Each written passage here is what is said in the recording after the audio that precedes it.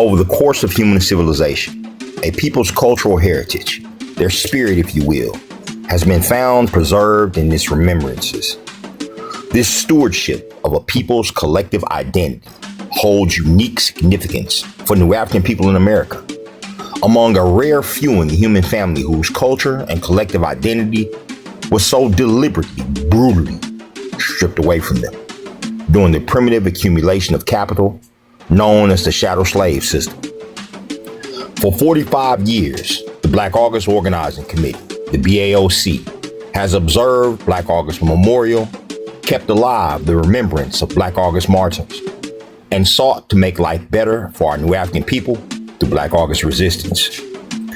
In 1979, following the fall of the Black Dragon, the Honorable Joker Katari, Jeffrey P. Galton, captive New African freedom fighters, his fellow comrades from the New African Revolutionary Guerrilla Underground, made the first declaration of the organization of Black August and the BAOC.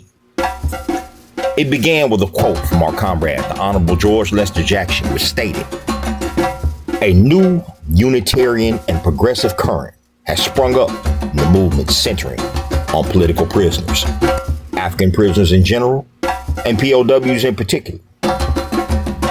How can this Unitarian conduct be developed further in the face of determined resistance from the establishment? How can it be used to isolate reactionary elements? Unitary conduct implies a search for those elements in our present situation which can become the basis of joint action."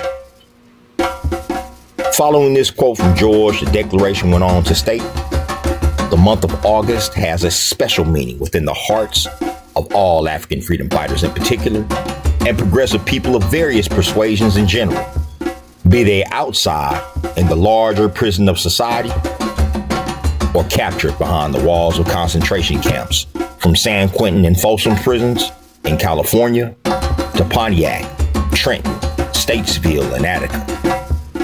For sisters as well as brothers who have doggedly survived the oppressive, repressive era of revolutionary strain of the last decade in particular, sisters and brothers who endured the most inhuman, brutal aggression and yet came out whole. This month is sacred. Many of us came from this point in time in history in which we received our first great leap forward in the development of Black awareness and revolutionary consciousness. Since that time, the strain and devastation of revolutionary maturity has been surging forward daily, weekly, and yearly, and yet priceless if we are totally conscious of its historical value to us as an African freedom fighter and professional revolutionaries. It has afforded us the necessary temperament to advance to the next stage in nation building, in our national liberation struggle, our Black liberation movement, and the worldwide socialist revolution.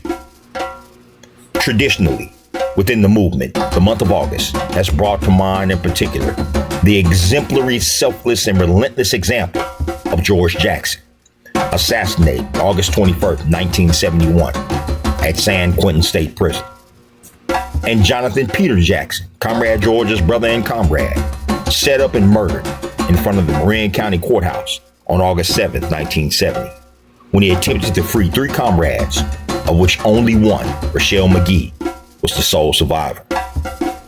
More recently, in California in particular, and the West Coast in general, comrades inside the camps and beyond the walls pay special tribute to the fallen comrade Jeffrey Katari Galton, who was victimized by the blatant assassination of capitalist corporate medical policies on August 1st, 1978. Comrade Katari was the stern believer of retaining the image of the Black socialist guerrilla to the highest without compromise. Also, in recent years, there have been August 21st coalitions organized specifically around the month of August, and the comrades and soldiers murdered during this historic month. It is put forth from this point on, the historic month of August be called and recognized as Black August. It is further put forward that Black August be a non-sectarian effort on a mass level, with emphasis on gaining a popular and broad support and active participation of Black people. Black August should and will become a progressive vehicle to contribute in the building of revolutionary struggle and culture for the Black liberation movement.